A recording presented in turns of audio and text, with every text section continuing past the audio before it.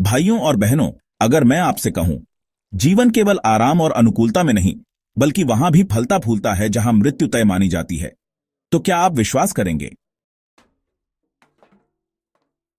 उबलते ज्वालामुखियों में, जम चुकी महासागरीय बर्फ में, रेडिएशन से भरी गुफाओं में और महासागरों की गहराइयों में जीवन ने अपना रास्ता खोज लिया है।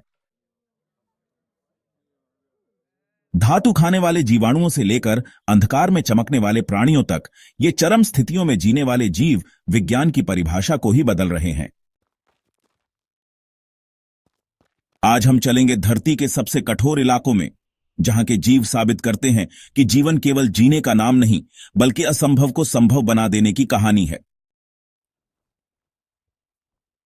हमारा चैनल मिशन विकसित इंडिया अपने हर वीडियो में भारत को सन 2047 तक विकसित बनाने के लिए इनोवेटिव आइडिया को लेकर चर्चा करता है।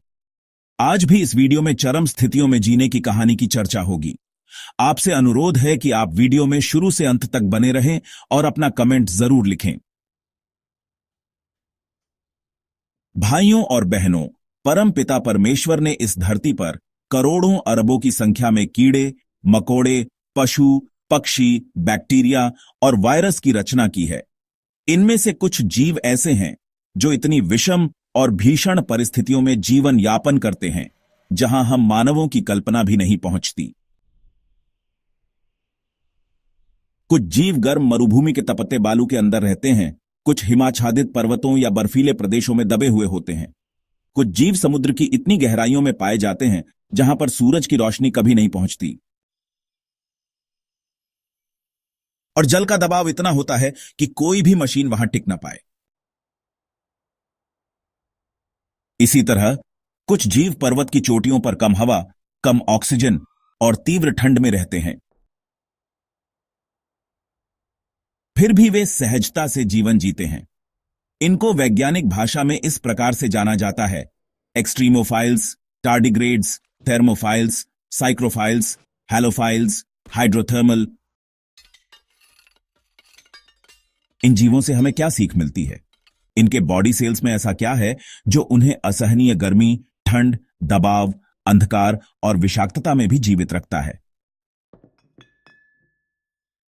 अगर हम इन जीवों का सूक्ष्म अध्ययन करें तो शायद हमें वो जीवन तत्व मिल जाए जो मानव जीवन को भी कठोर परिस्थितियों में टिकाए रख सकें। ब्रह्मांड में जीवन की संभावना जानने के लिए इन जीवों का सूक्ष्म और गहन अध्ययन जरूरी है। भविष्य में जब मानव किसी ऐसे ग्रह पर जाने की कोशिश करेगा जो सूर्य के बहुत पास है और बेहद गर्म है, या फिर ऐसे ग्रह पर जो सूर्य से बहुत दूर है और बर्फीले अंधेरे में डूबा है, तो वहां जीवित रहने की तकनीक इन्हीं जीवों के अध्ययन से निकलेगी। इस प्रकार का अध्ययन नवीन चिकित्सा और स्पेस मिशन की कुंजी होगी। इस ज्ञान से हम दवाओं की नई श्रृंखला बना सकते हैं, जीन एडिटिंग के जरिए इंसानों को कठोर वातावरण के लिए तैयार कर सकते हैं और पृथ्वी से परे जीवन की तैयारी कर सकते हैं। यह अध्ययन इंसानों के लिए स्पेस कॉलोनी बसाने की दिशा में पहला और सबसे मजबूत कदम होगा। इस प्रकार के गहन अध्ययन से हमें हमारे सोच की दिशा तय करने में मदद मिलेगी। क्या हम कोई मेडिसिन बना सकते हैं जो हमारे शरीर को भी उस प्रकार की क्षमता विकसित कर दे या क्षमता विकसित करने में मदद करे? क्या हम कुछ ऐसी पोशाक यानी स्पेस सर्वाइवल सूट्स और सिस्टम्स विकसित कर सकते हैं जो हमारे शरीर को वहां की स्थानीय भयंकर स्थिति में भी रहने की क्षमता दे सके? आज का विज्ञान जगत यह मानता है कि बायोमिमिक्री के आधार पर पहनावे की तकनीक विकसित की जा सकती है।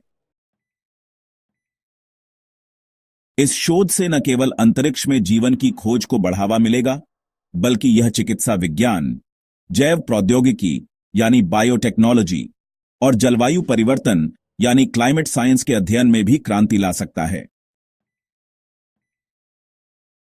यह खोज चिकित्सा विज्ञान के लिए और स्वास्थ्य के लिए लाभकारी होगी।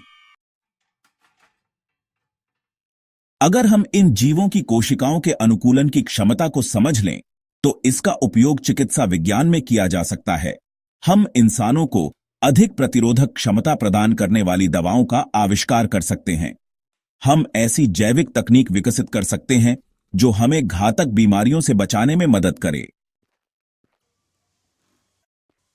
इस शोध से नई चिकित्सा पद्धतियां विकसित हो सकती हैं जो जीवन को लंबा और स्वस्थ बना सकें।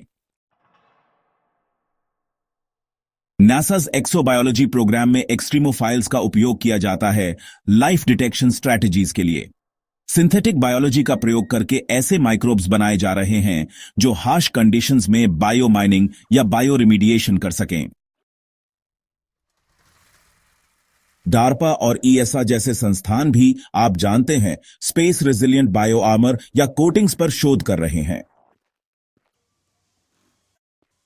इस प्रकार का अनुसंधान सच में मानव जीवन को सुधारने और पूरे विज्ञान जगत को आगे ले जाने में महत्वपूर्ण भूमिका निभा सकता है।